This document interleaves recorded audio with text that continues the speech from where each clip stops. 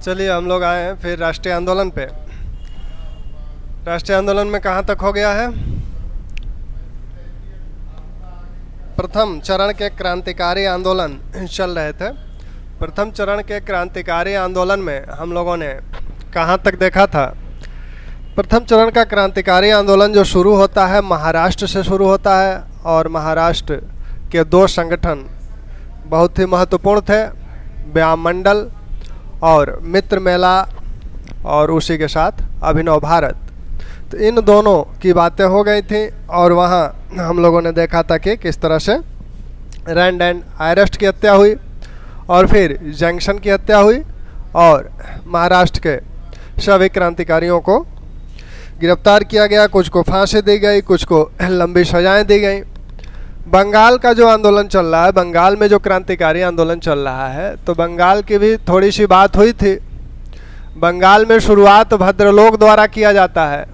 भद्रलोक समाज द्वारा बंगाल में क्रांतिकारी आंदोलन की शुरुआत होती है, और फिर अनुशीलन समिति का गठन होता है। अनुशीलन समिति का गठन प्रमथनाथ मित्र के नेतृत्व में होता है, और यह जो समिति गठित हुई 1903 में गठित हुई, और इसका नामकरण जो दिया गया वह एमएन राय द्वारा इसका नामकरण अनुशीलन समिति दिया गया। प्रारंभ में यह भारत अनुशीलन समिति इसका नाम था पूरा, लेकिन प्रमथनाथ ने इसे शॉर्ट किया और सिर्फ अनुशीलन समिति के नाम से इसे जाना जाने लगा।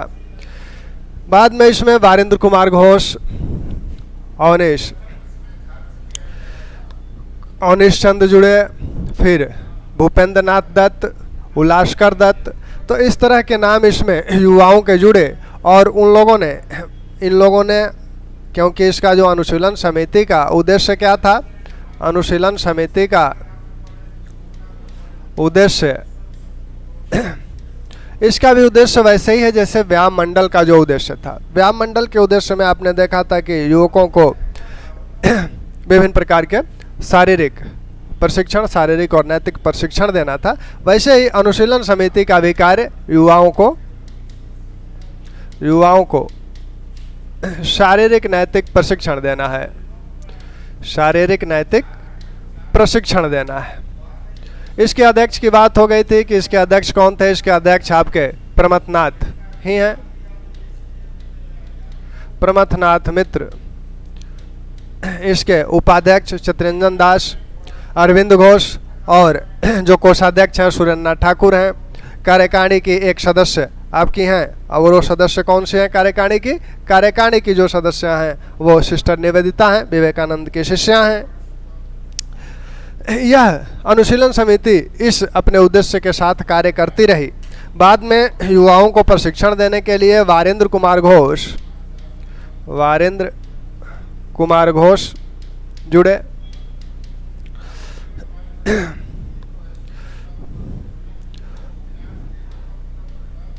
अविनाश चंद्र जुड़े, उल्लासकर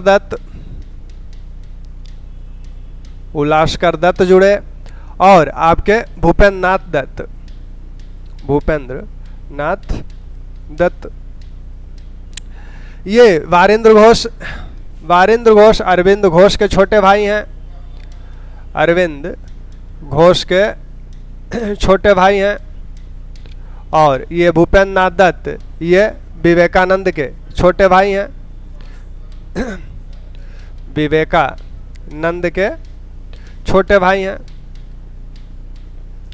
विवेकानंद का जो पहले नाम था वो आप नरेंद्र नाथ दत्त उनका पहले नाम था, बाद में खेतड़ी के महाराजा ने इन्हें विवेकानंद नाम दिया। तो भूपेंद्र नाथ दत्त इनके छोटे भाई हैं, और वारेंद्र कुमार घोष अरविंद घोष के छोटे भाई हैं। वारेंद्र कुमार घोष ने युवाओं को प्रशिक्षण देना शुरू किया, और इसमें से कुछ युवाओं को उन्होंने क्रांतिकारी प्रशिक्षण के लिए भी तैयार करना शुरू किया। वारेंद्र कुमार घोष का उद्देश्य था कि हम पुलिस अधिकारियों या ब्रिटिश अधिकारियों की हत्या करके ब्रिटिश प्रशासन को पंगु बना सकते हैं और अस्त्र शस्त्र आदि इकट्ठा करें। इस उद्देश्य से वारिंद्र कुमार घोष द्वारा एक पुस्तक लिखी गई, भवानी मंदिर। 1905 में एक पुस्तक भवानी मंदिर लिखी गई। 1907 में एक पुस्तक लिखी गई इनके द्वारा, वर्तमान रणनीति। इसी बीच 1906 में इन लोगों ने युगांतर नामक पत्र प्रारंभ किया। युगांतर नामक पत्र 1906 में प्रारंभ हुआ, लेकिन बहुत जल्दी ही इस पत्र को बंद कर देना पड़ा। और इस पत्र के पहले संपादक जो हैं, पहले संपादक भूपेंद्र नाथ दत्त है। तो पहले संपादक ये हैं, इनको 1 वर्ष की सजा भी हुई इस पत्र में लेखों के कारण।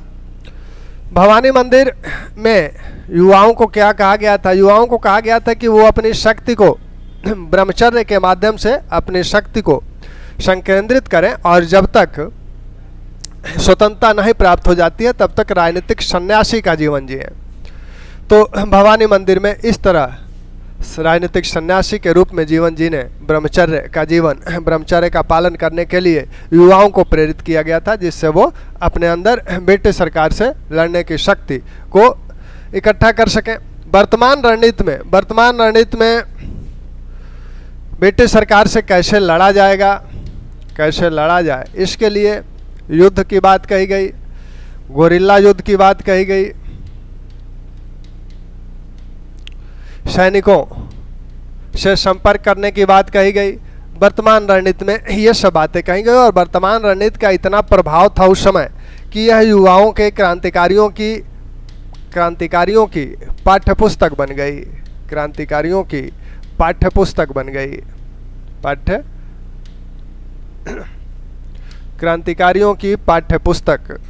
बन गई थी, यह पाठ्यपुस्तक बन गई। तो क्रांतिकारियों की पाठ्यपुस्तक अगर कहा जाए तो वो कौन सी है? वर्तमान रणनीति है। वर्तमान रणनीति लिखा किसने था? इन दोनों को लिखा है वारिंद्र कुमार घोष ने, भवानी मंदिर भी और वर्तमान रणनीति भी। भवानी मंदिर 1905 में युवाओं को राजनीतिक सन्यासी के रूप में रहने के लिए प्रेरित करती है, साथ में उन्हें ब्रह्मचर्य का पालन करने को प्रेरित करती है। यह भवानी मंदिर जो है मुख्य रूप से आनंद मठ जो उपन्यास था, इस आनंद मठ से प्रेरित थी, इसी से प्रेरित होकर यह लिखा गया था। वर्तमान रणनीति में युवाओं को युद्ध आदि की बात की जाती है, सैनिकों से किस तरह से संपर्क किया जाएगा, किस तरह से गोरिल्ला युद्ध से ब्रिटिश सरकार को परास्त किया जाएगा। युगांतर पत्र जब प्रारंभ हुआ तो प्रथम संपादक भूपेंद्र नाथ दत्त है इसके। इन्हें इसके लिए 1 वर्ष की सजा भी हुई। बाद में इसे बंद कर दिया गया। जब बंद कर दिया गया उसके बाद इन लोगों ने एक लेखों का संग्रह प्रकाशित किया और उसका नाम था मुक्ति कौने पाथे।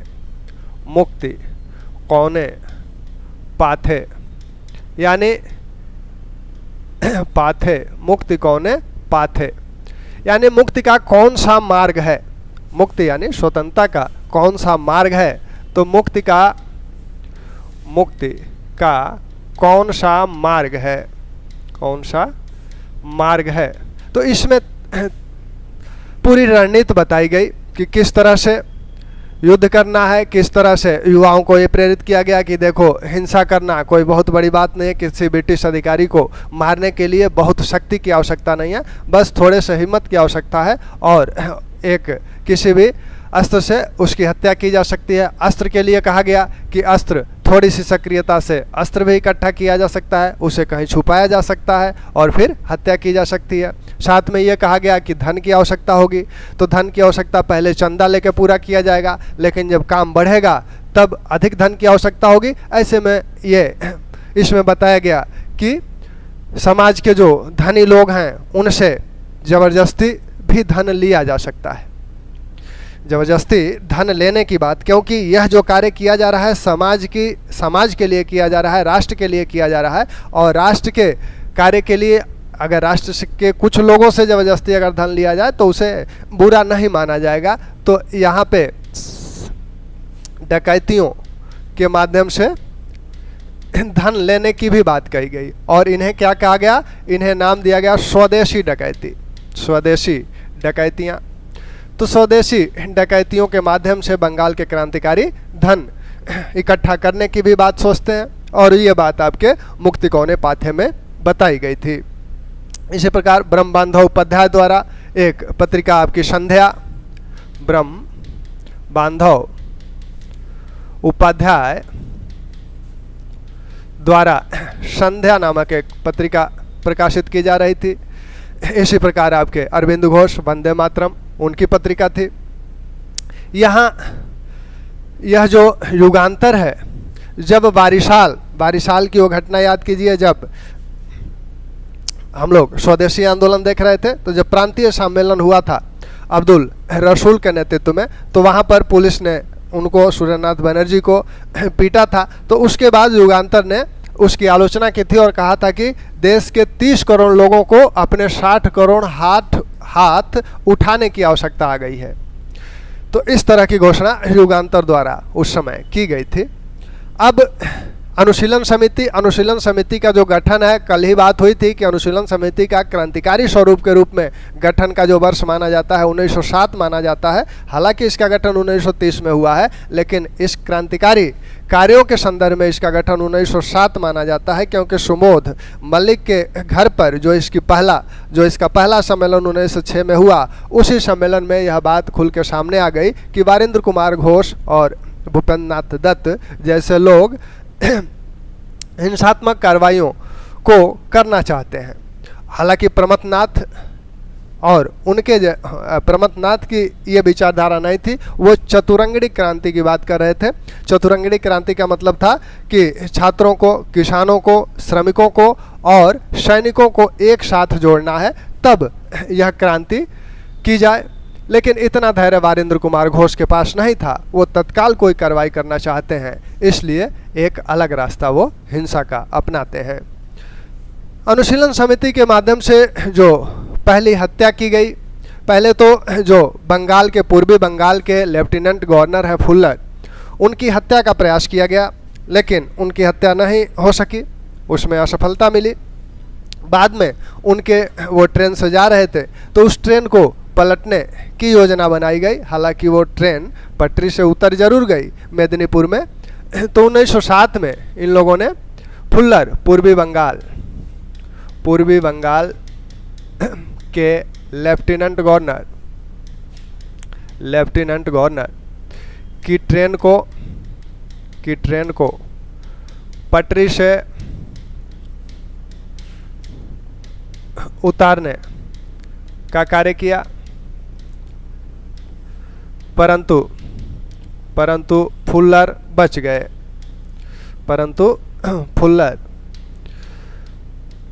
गए। तो 6 दिसंबर की 1907 की घटना है, फुल्लर बच गए। दूसरी योजना इन लोगों ने बनाई, जो आपके किंग्सफोर्ड बंगाल में, कलकत्ता में प्रेसिडेंसी मजिस्ट्रेट थे। युवाओं को ढेर सारी सजाएं इन्होंने दी थी, तो इसलिए युवा इन्हें मारना चाहते थे।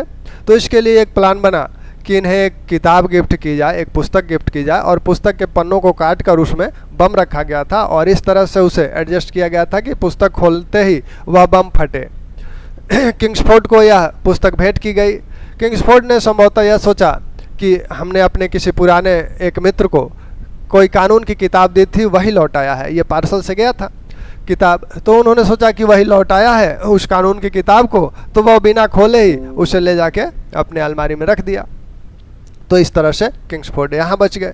फिर इनका ट्रांसफ़र मुजफ्फरपुर हो गया। मुजफ्फरपुर में इन्हें मारने की जिम्मेदारी खुदीराम बोस और प्रफुल्ल चाकी को दी गई।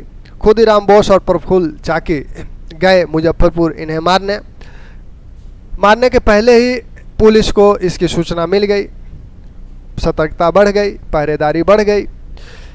एक समारोह से जब किंग्सफोर्ड वहाँ, ये माना जा रहा था कि वहाँ जाने वाले हैं, वहाँ से एक गाड़ी निकली और वह गाड़ी किंग्सफोर्ड की गाड़ी जैसी ही थी, लेकिन उस गाड़ी में किंग्सफोर्ड नहीं बैठा था। उस गाड़ी में कैनेडी, जो कि भारतीय राष्ट्रीय आंदोलन के साथ हमदर्दी रखते थे, उनकी पत्नी और उनकी पुत्री बैठी थी। तो इन लोगों ने उसी गाड़ी पर बम फेंक दिया और उसमें उनकी पुत्री मारी गई कैनेडी की। उसके बाद ये लोग वहाँ से भाग गए, खुदीराम बोस और प्रफुल्ल चाकी। 30 अप्रैल 1908 की यह घटना है। 30 अप्रैल 1908 को यह कार्य किया गया था। किंग्सफोर्ड की गाड़ी पर बम फेंका गया था, लेकिन किंग्सफोर्ड उसमें था नहीं, उसकी गाड़ी थी ही नहीं, वो तो मिस्टर कैनेडी की गाड़ी थी और उसमें उनकी पत्नी और उनकी पुत्री बैठी थी। तो यह किंग्सफोर्ड को मारने का प्लान भी असफल हुआ। ये लोग खुदीराम बोस और प्रफुल्ल चाकी भाग गए, लेकिन खुदीराम बोस को वायनी रेलवे स्टेशन पर गिरफ्तार कर लिया गया और प्रफुल्ल चाकी उससे थोड़ा सा आगे निकल गए। मोकामा स्टेशन पर उन्हें पुलिस ने घेर लिया और जब उन्होंने बचने का कोई रास्ता नहीं देखा तो प्रफुल्ल चाकी ने खुद ही स्वयं को गोली मार ली। खुदीराम बोस गिरफ्तार हुए 1 मई 1908 को। तो 1 मई 1908 को जब गिरफ्तार हुए तब इन्हें फांसी की सज़ा दी गई। 11 मई को खुदीराम बोस को फांसी दे दी गई। तो दूसरी घटना जो है किंग्सफोर्ड की हत्या, किंग्सफोर्ड की हत्या, यह क्या थे? कलकत्ता में प्रेसिडेंसी मजिस्ट्रेट थे।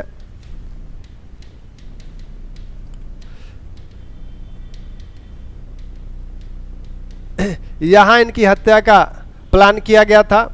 एक किताब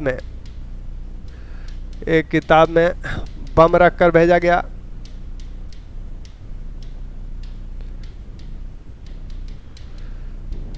परंतु यह बच गया।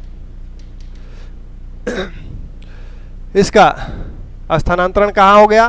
किंग्सफोर्ड का स्थानांतरण मुजफ्फरपुर हुआ। मुजफ्फरपुर हो गया। जब मुजफ्फरपुर स्थानांतरण हो गया तब यहाँ इसकी हत्या का प्लान बना कि यहाँ इसकी हत्या की जाए। यहाँ खुदीराम बोस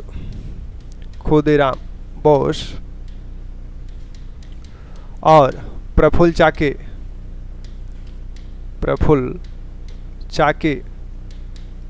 को इसकी हत्या की जिम्मेदारी दी गई। ठीक, तो खुदीराम बोस और प्रफुल्ल चाकी को इसकी हत्या की जिम्मेदारी दी गई। किसकी जिम्मेदारी? किंग्सफोर्ड की हत्या की जिम्मेदारी। लेकिन इन लोगों ने क्या किया? गलती से किंग्सफोर्ड की गाड़ी से मिलती जुलती गाड़ी पर बम फेंका।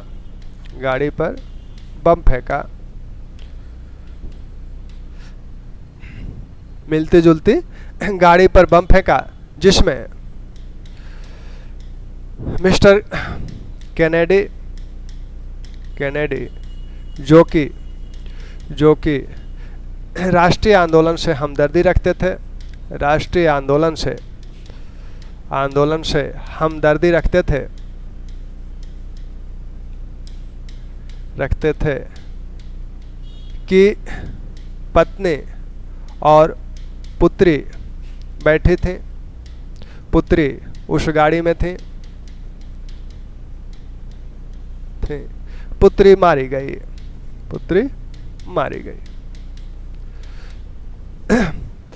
तो मिस्टर कैनेडी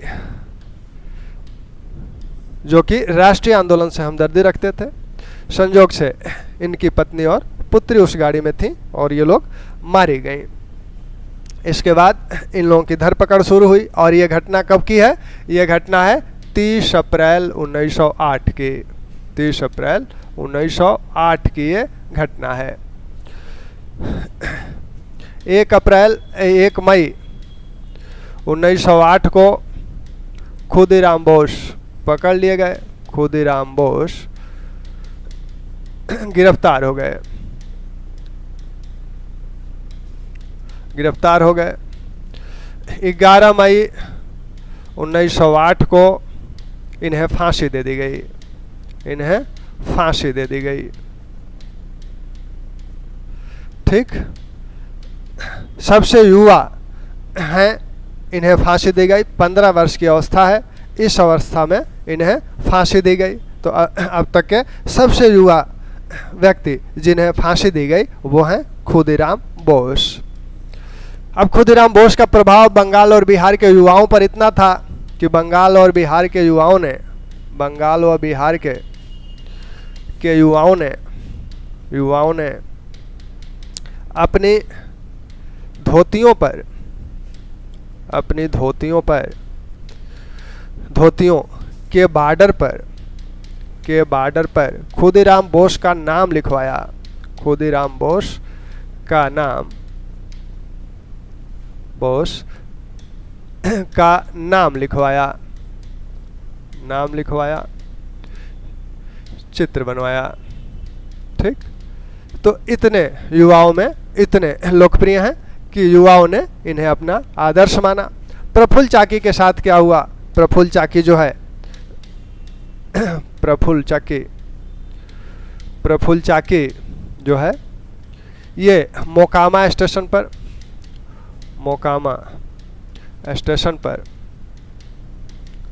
पुलिस से घिर जाने के कारण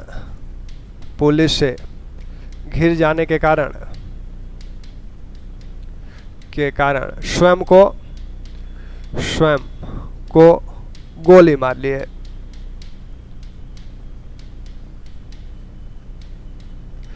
तो स्वयं को प्रफुल्ल चाकी ने गोली मार लिया। खुदीराम बोस गिरफ्तार हुए और उन्हें फांसी दे दी गई। इस घटना की सूचना 1 मई को ही कलकत्ता पहुंची और जब ही इस घटना की सूचना कलकत्ता पहुंची, तमाम छापे, हर जगह छापे मारे गए। आपने कल जो बात हुई थी कि अनुशीलन समिति ने कुछ लोगों को बम बनाने के लिए, कुछ लोग इसमें बम बनाने के एक्सपर्ट थे, जैसे उलास्कर दत्त हैं और आपके कानूनगो हैं हेमचंद्र दास कानूनगो। तो उलास्कर दत्त और हेमचंद्र दास कानूनगो, उलास्कर दत्त और हेमचंद्र दास कानूनगो क्या है ये लोग? ये दोनों लोग बम बनाना जानते हैं, बम बनाना जानते थे। ये हेमचंद्र दास क्या किए थे? इन्होंने अपनी सारी संपत्ति बेचकर बम बनाना सीखने के लिए पेरिस गए थे। तो वहां पर पेरिस से ये बम बनाना सीख कर आए थे। तो अनुशीलन समिति के नेतृत्व में मानिकताल में, कलकत्ता में मानिकताल में बम बनाने का कारखाना शुरू किया गया, यहाँ शुरू किया गया। तो मानिकताल पर भी जब 1 मई को सूचना मिली इस किंग्सफोर्ड पर हमले की, इस बम कांड की, तब मानिकताल पर छापा पड़ा और ढेर सारे लोग इस छापे में गिरफ्तार हुए, जिसमें बारेंद्र कुमार घोष हैं, हेमचंद्र दास कानूनगो हैं, उपेंद्र बनर्जी हैं, उलास्कर दत्त हैं। तो इन लोगों को आजीवन कारावास की काले पानी की सजा दे दी गई। काले पानी की सजा का मतलब है, काले पानी की सजा उसे कहा जाता है कि जब अंडमान के सेलुलर जेल में भेजा जाता था, जिसे उसे काला पानी की सजा कहा जाता था। तो इन लोगों को विभिन्न छापे पड़े और जब ये छापे पड़ रहे हैं, यहाँ जब छापा पड़ा तो इससे संबंधित लोगों को जो गिरफ्तारियाँ हुई, तो गिरफ्तारी के बाद क्या हुआ, इन पर मुकदमा चला। तो यह जो मुकदमा चला है इसे मानिकताल षड्यंत्र केस या अलीपुर में यह मुकदमा चला, इसलिए इसे अलीपुर षड्यंत्र केस बोला जाता था। तो इसे इस पर छापा पड़ा और छापा पड़ने के बाद विभिन्न लोगों को गिरफ्तारियां हुई और इसी के साथ आपने नरेंद्र नाथ गोसाई, यह जो है इसकी गिरफ्तारी हुई और यह सरकारी गवाह बन गया। नरेंद्र गोसाई सरकारी गवाह बन गया। तो ऐसे में इसकी हत्या की यह गवाही न दे पाए, गवाही देने से पहले इसकी हत्या का प्लान बना और कन्हई लाल दत्त तथा सुरेंद्र नाथ ने इसकी हत्या कर दी। कन्हई लाल दत्त और सुरेंद्र नाथ ने इसकी हत्या कर दी नरेंद्र गोसाई की। और इस केस में जो पुलिस सुपरिटेंडेंट थे, अपनी पुलिस डायरी जो प्रस्तुत करने जा रहे थे, तो कलकत्ता हाई कोर्ट के प्रांगण में ही उनकी हत्या कर दी गई और इस हत्या का आरोप लगाया गया जतेंद्र मुखर्जी के। जतेंद्र मुखर्जी पर यह आरोप लगाया गया, हालांकि यह साबित नहीं हो पाया। तो ये बात भी आप यहीं देख लें। नरेंद्र गोसाई क्या हुआ? सरकारी गवाह बन गया, सरकारी गवाह बन गया। तो इसकी हत्या की प्लानिंग बनी। अब इसकी हत्या गवाही से पहले ही हत्या की गई थी, तो यहाँ ये लोग सफल रहे थे। इसकी हत्या जो है नरेंद्र गोसाई के सुरेंद्र सेन ने की और कन्हई लाल दत्त ने। तो कन्हई लाल दत्त और सुरेंद्र सेन ने इसकी हत्या कर दी।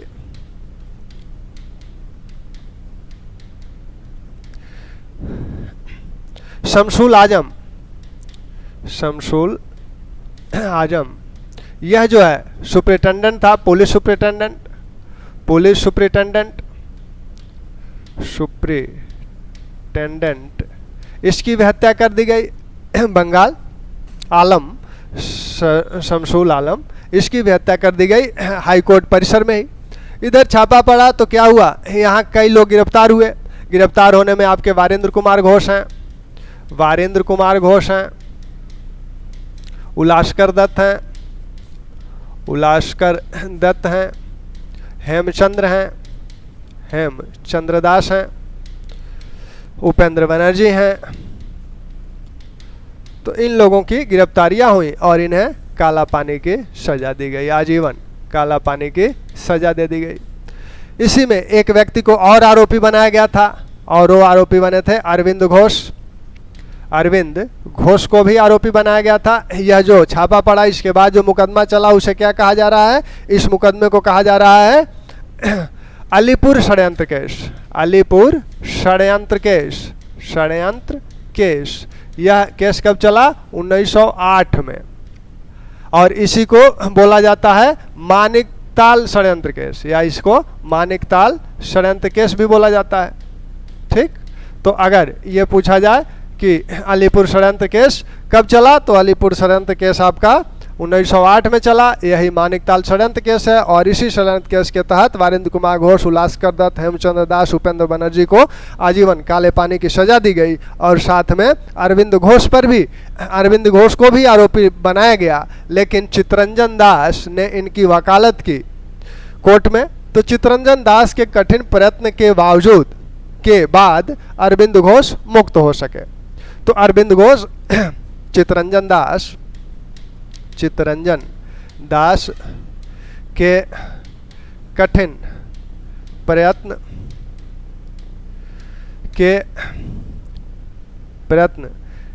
पर अरविंद घोष मुक्त हुए। ठीक, तो अब जब इतनी गिरफ्तारियां हुई, इन लोगों को सजाएं हो गई, तो कलकत्ता जो केंद्र था वह बिखर गया। अब जो केंद्र बना वह ढाका बना। अनुशीलन समिति की एक शाखा, एक केंद्र 1904 में ही पुलिन दास के नेतृत्व में ढाका में बना था। तो अब पुलिन दास ढाका में सबका नेतृत्व करते हैं और पुलिन दास की भी गिरफ्तारी 1900 1910 में हो जाती है। तो ढाका षड्यंत्र केस के तहत पुलिन दास भी गिरफ्तार होते हैं, 7 वर्ष की लंबी सजा उन्हें दी जाती है। यह इस सूचना को पाकर जो प्रमथनाथ मित्र हैं वो बहुत आहत हुए और उनका निधन हो गया। तो यहाँ से आपने देखा कि अरविंद घोष जब मुक्त हुए तो मुक्त होने के बाद इन्होंने कर्मयोगिनी नामक एक पत्रिका अंग्रेजी में शुरू की। इसके कुछ लेख आपत्तिजनक थे, सरकार ने इन्हें वारंट भेजा। तो वारंट मिलने के बाद ये फरार हो गए और पांडिचेरी चले गए और वहीं इन्होंने राजनीति से संन्यास ले लिया और 1916 में ऑरविले आश्रम पांडिचेरी में स्थापित कर लिया। तो इन्होंने क्या किया, अरविंद घोष ने, इन्होंने कर्मयोगिनी नामक पत्रिका शुरू की, लेकिन इस पर आरोप लगा, कुछ आपत्तिजनक लेख थे इस पर, इसलिए इन पर वारंट इन्हें निकाला गया। लेकिन ये भाग गए कहाँ, पांडिचेरी, और राजनीति से संन्यास ले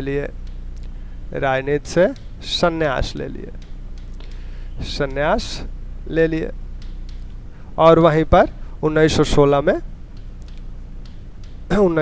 में ऑरविले नामक आश्रम स्थापित कर लिए। ठीक,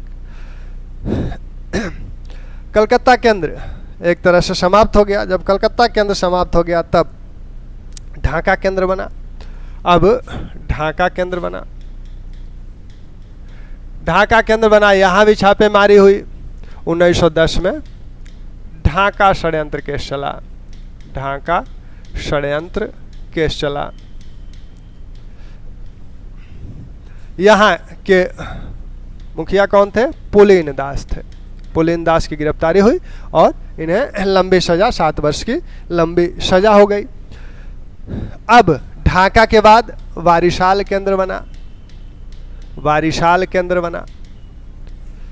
इस समय यतीन्द्र मुखर्जी जो है वो सामने आते हैं और सभी क्रांतिकारी जो गुट हैं वो उन्हें अपना नेता मानने लगते हैं। यही आगे चलकर बाघा जतिन के नाम से जाने जाते हैं। प्रथम विश्व युद्ध शुरू होने वाला है, तो प्रथम विश्व युद्ध में बंगाल के क्रांतिकारियों ने यह प्रयास किया कि हमें विदेशी सहायता मिल जाए। जर्मनी से ये लोग हथियार मंगाना चाहते थे, लेकिन उसमें सफल नहीं हो पाए। एक बार इन लोगों ने 1909 में एक प्रयास सेना में विद्रोह कराने का किया था। 10वीं जाट रेजिमेंट, क्रिसमस का समारोह चल रहा था कलकत्ता में, तो उसमें गवर्नर जनरल सहित सभी बड़े अधिकारी उसमें इकट्ठा होने वाले थे और उसकी सुरक्षा की जिम्मेदारी 10वीं जाट रेजिमेंट को दी गई थी। तो इन लोगों ने सोचा कि इस रेजिमेंट के कुछ सिपाहियों को अपनी ओर मिला लिया जाए, इस तरह की योजना थी। लेकिन इसकी सूचना पुलिस को मिल गई तो यह योजना असफल हो गई। इन लोगों ने विदेशी सहायता प्राप्त करने का प्रयास किया, लेकिन उसमें सफलता नहीं मिली। अंततः जो है उड़ीसा में बालासोर में पुलिस से घिर गए ये बाघा जतिन और उसी में मार डाले गए। ठीक, तो इसको यहीं रोकते हैं, फिर इसको कल कंटिन्यू रखा जाएगा। थैंक्स।